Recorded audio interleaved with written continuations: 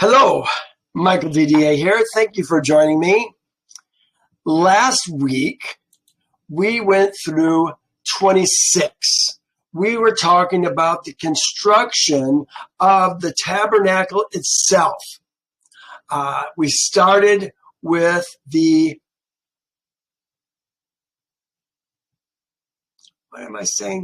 curtains. It seems like we started with the curtains. Isn't that interesting? We would start from the top to the bottom. We started with the curtains. We saw that we made a covering, a tabernacle had a covering, still considered part of the tabernacle, and then it had three other coverings over that, which the first one is called the tent of the tabernacle.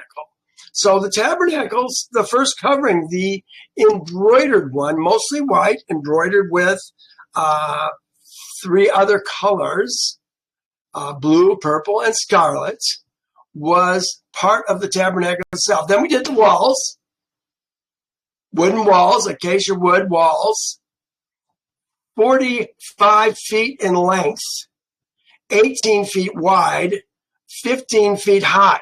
That's the size of our tabernacle. It's all going to be covered in gold leaf. Next, we did the divider, the veil between the Kodesh. I think this is so interesting. We talked about this last week. Here it is. Ha-Kodesh on the right. Ha-Kodesh. Between the Ha-Kodesh and the Kodesh. Ha-Kodeshim. It gets translated as between the holy and the most holy. Kadesh Ha-Kodeshim. The Ha-Kodeshim has two things that really sets it apart. It's got the definite article and it's got the qualitative plural. Qualitative plural, no other languages have this as far as I know. A qualitative plural in Hebrew is something that is set apart, big. You could have a behemoth would be a lot of things, or you could have a behemoth that is like a beast, a dinosaur, a huge animal, which we talk about in Joel. When we talk about Elohim, we can have a whole bunch of lawmakers and judges, or we can have Elohim, or just Elohim. He's Elohim. It is a qualitative plural. He is the Elohim on the mountain, not the mountain of Elohim. They're taking the glory away from Yehovah. He is the Elohim on the mountain. So qualitative plural is something we got to get used to seeing. This was a really good example to see Ha-Kodeshim. Kodesh, Ha-Kodeshim, most holy, set apart. So we saw the veil get set up. We saw the outer covering. What do they call it? I think they just called it a screen. A screen for the door of the tabernacle. Everything was on bronze pillars for those pillars, but on the inside and on all around the tabernacle, the wood of the tabernacle, the walls of the tabernacle, they were on silver. What do they call them? Silver. Here it is.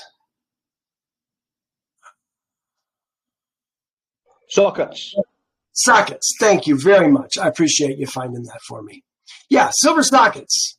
So nothing touches the ground. There's no wood that touches the ground. Today, we're going to talk about the courtyard. And again, nothing's going to be on the ground. So let's get started. We're going to do chapter 27 today. It's not going to be super long. So we'll finish it probably a little bit earlier today than we have some of the past weeks. Next week, we're going to talk about garments of the priest. That's an interesting topic as well. So here we're going to start with 27, verse 1. Thou, remember this is Yehovah talking to Moses. Jehovah is giving Moses the instructions on how all this is supposed to be done. And I think it's really interesting. Verse 8, it says, as it was shown to thee on the mountain. Everything that Jehovah is telling Moses, it sounds like Moses might be seeing it perhaps in some kind of a vision. I'm not sure. Somehow it's being shown to him. So it's more than just being communicated by words. We see the words. Moses has the details. Thou shalt make an altar of acacia wood, 5 cubits long, 5 cubits wide. The altar shall be square, and the height shall be 3 cubits. We are talking right now about the brazen altar. This is the altar that is going to be in the courtyard. Let me see. I think I've got a picture here. Here it is. We're talking about this altar. There's the tabernacle. Obviously, the tabernacle is 15 feet high. This looks like the tabernacle is another 2 people high. So that can't be accurate by any means. But we're looking at this right now, the brazen altar.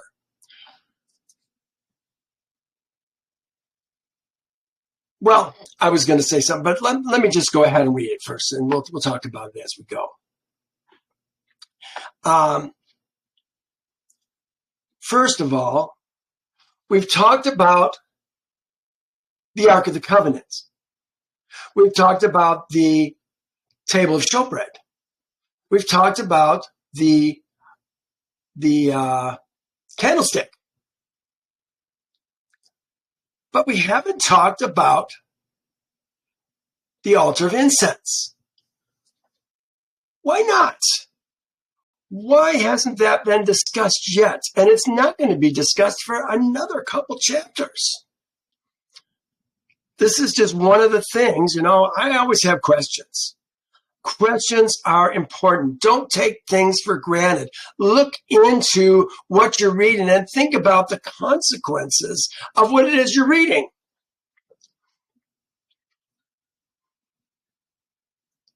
Yeah, this is one of the thousands of questions that I have in my mind concerning Torah. I have lots of questions. So this is the brazen altar. 5 cubits by 5 cubits by 3 cubits. Remember how we said, if we're going to make a cubit 18 inches, we can take 5 plus half of 5 is 2.5. 5 plus 2.5 is the 7-foot length, 7-foot width, or 7.5-foot width. And we said 3 cubits is 3 plus half of 3 is a cubit and a half. So we've got 4.5 feet. That's a conversion into feet. So 7.5 feet by 7.5 feet by 4.5 feet. 4.5 feet. That still seems kind of high. I wonder if there was steps that they could reach, get over the fire a little bit more, or were they always under the fire? Again, questions. So it says, you shall make its horns. First of all, we're making out of acacia wood. You shall make its horns on its 4 corners. Its horns shall be of one piece with it, and you shall overlay it with bronze. So I see an altar, and this wood that they're creating as the foundation for it is going to be big enough so that you could carve horns out of the wood. You're going to obviously get rid of most of the wood. You're going to leave the horns. And then they're going to cover it with bronze. Bronze. What's bronze? Bronze is kind of a copper composite. It's got other metals involved with it. But, what does it take to cover, how do they say, overlay with bronze, to overlay something with bronze? What does that take? Is it something that is a sheet of bronze that's being attached to it? I can't imagine that it's like gold where you can, what's the term for smoothing the gold against the wood and it attaches itself to it? I don't think you can do that with bronze. So is this going to be something separate? I don't know. Somehow we got to keep the wood from burning. This is going to be used a lot. All our olah and our shalamems are going to be on this. And eventually we're going to have kata'ah. We're going to have all kinds of offerings. Guilt offerings and sin offerings. Lots of things. So this is going to be used a lot. And how do we keep the thing from burning up? Well, that's what the bronze is supposed to do. Obviously, it's inside and out. Overlay it with bronze. I don't know how it's adhered. Screwed? I don't think so. And you shall make its pans to receive the ashes, and its shovels, its basins, and its forks, and its fire pans. You shall make all its utensils of bronze. Here it is again. Control tab. Whoops, that didn't work. Alt tab maybe. Yeah, that was it. It's kind of, they had forks here, pans, shovels, things that you would probably want to use in the fire to grab things, move it around, make sure it's all burnt up. This item, for the most part, is hollow. Remember, one of the things you got to be able to do is to move it around. We're going to talk about that in the next couple of verses. Let's see. You shall make a grate for it, a network of bronze. And on the network, you shall make 4 bronze rings. So when we go back to our picture, is this perhaps the network? Obviously, we got to make this as light as we can. I would think there's a screen that is probably about this level, if you will, halfway through that, that's made out of bronze. It's going to be there for a while. It allows air to go in so that we can burn up our items successfully. A sweet aroma in Yehovah's nose. Or they say, a sweet aroma to Yehovah. You shall put it under the rim of the altar beneath, that the network may be midway up the altar. And you shall make poles for the altar, poles of acacia wood, and overlay them with bronze. Overlay them with bronze. How do you do that? Do we make bronze and dip the things in it, paint it on it? How does that work? I don't know. The poles shall be put in the rings, and the poles shall be put on 2 sides of the altar to bear it. Thou shalt make it hollow with boards, as it was shown to you on the mountain. So again, this is something Moses has deeper understandings about than we're able to get conveyed to us here. So they shall make it. Thou shalt also make a court of the tabernacles. That was pretty succinct for the brazen altar. We took 8 verses. It was all it took to talk about that. Now we're going to talk about the court. Here's the court. Whoops, that's not the court. Let's try that again. There it is. There's the court. Remember, this is 45 feet long. No, I'm sorry. 45 feet long. Let me go back.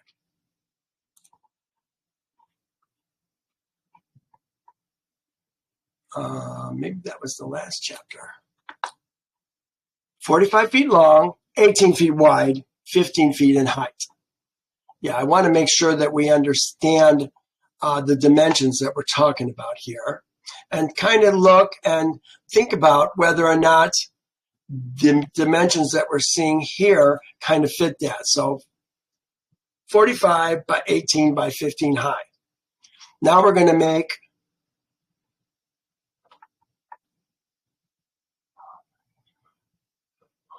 now we're going to make the court of the tabernacle.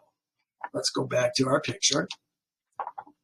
So we have 45 feet length, 18 feet wide, and 15 feet high. This is going to be 150 feet in length. I think it was 100 cubits by 50 cubits. Let's find out.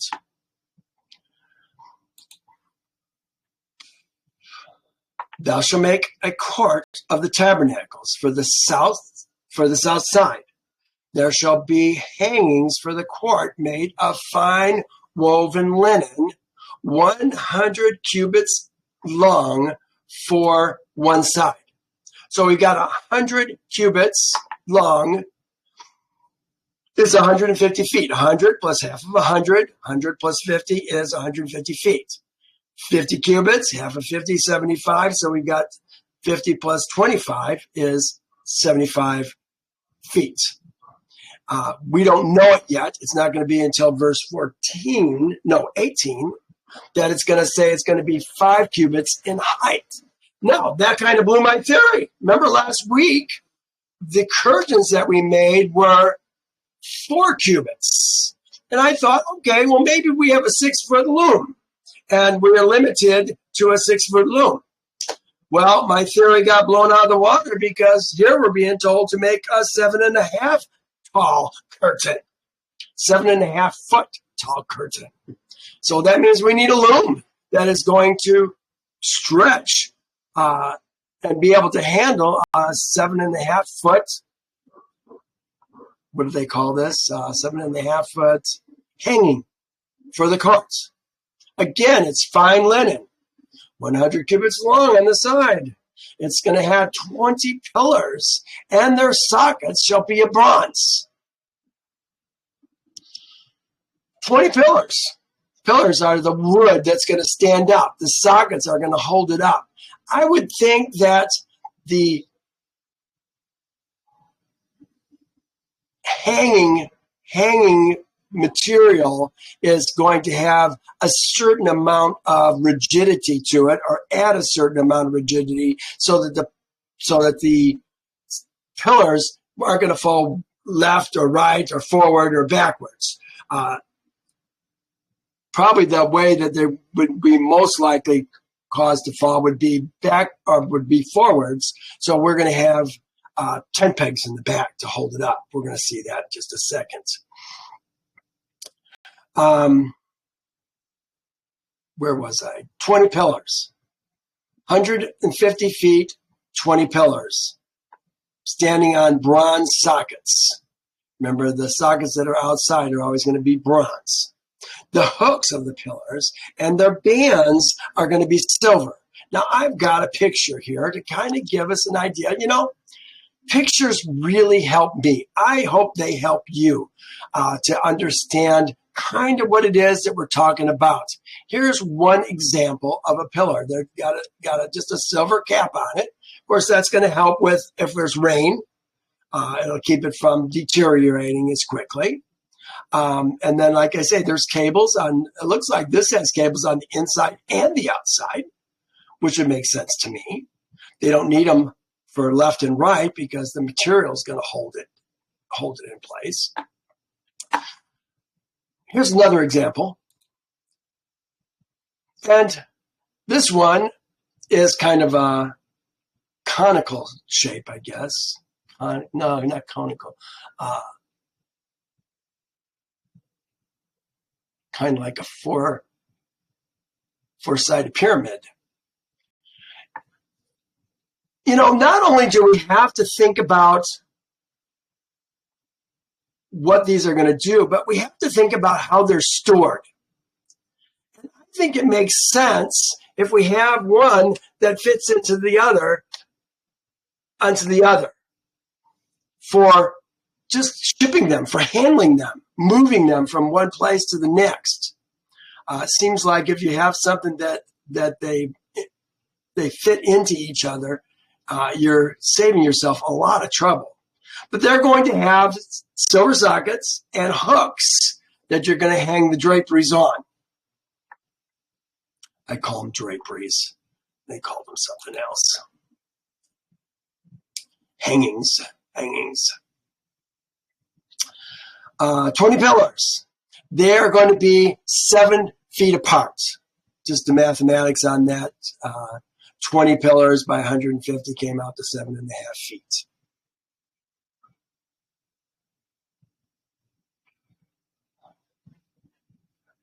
Okay. Likewise, verse 11. Along the length of the north side, there shall be hangings 100 cubits with 20 pillars and 20 sockets. So we did the south side. Now we're doing the north side. 20 sockets of bronze and hooks and pillars and bands of silver. So exactly the same size. Now it's going to do the width. And along the width of the court on the west side, this is the back side, shall be hangings of 50 cubits. So again, 50 cubits, half of 50 is 25, 50 and 25 is 75 feet, with their 10 pillars and their sockets. So exactly the same thing. I would think that the corners are going to be shared pillars. I don't think they're going to put a pillar next to a pillar. That doesn't make sense to me. So I would think that the corner sockets are going to be shared for each side.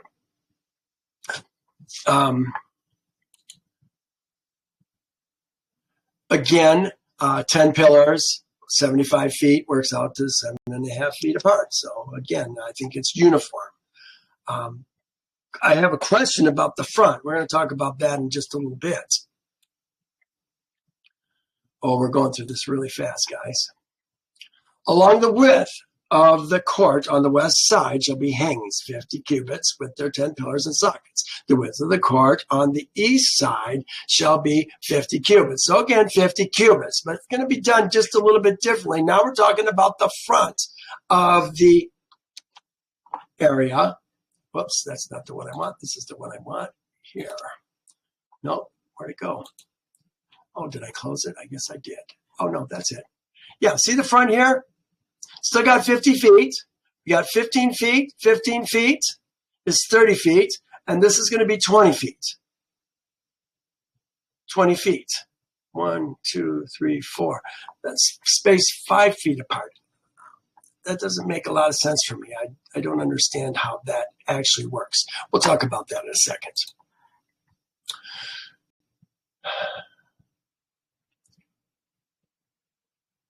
Where did I leave off? Along the width of the court on the west side, we did that. East side. The width of the court on the east side shall be 50 cubits. The hangings on one side of the gate shall be 15 cubits. So we're going to have 15 cubits.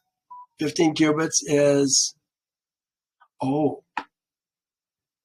15 cubits. 15 cubits, half of 15 is 22.5 feet. Is that what I had? Oh, yeah, okay, 22.5 feet. All right. So 22.5 feet is this section here. 22.5 feet. And 22.5 feet.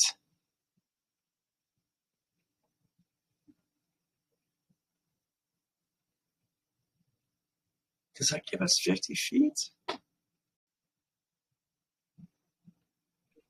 Or is it 50 cubits? Yeah, 50. Yeah, all right, it's 75 feet. Yeah, that's right. I'm confusing it, aren't I? All right, 22, that's 45 feet. So if we have 75 feet, that's the other 30 feet. That would make sense. Okay.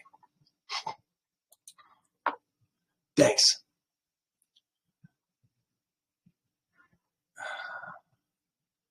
On the other side, 15 cubits, and their pillars, and their 3 sockets. See, this is where it gets confusing to me, because we've got 3 pillars, 3 sockets over the course of this 22.5 feet length, 15-foot length. Again, let's look at this. So it looks like if we have a common corner, and if we have 3 more cubits or 3 more pillars with 3 more sockets and 3 more coverings, that would get us to here. We're going to do the same thing for this side. Share it, 1, 2, 3.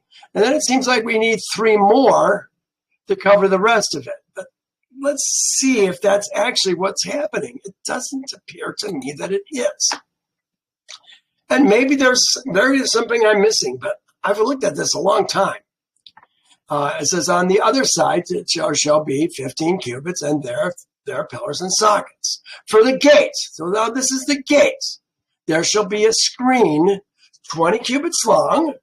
So 20 cubits is 30 feet.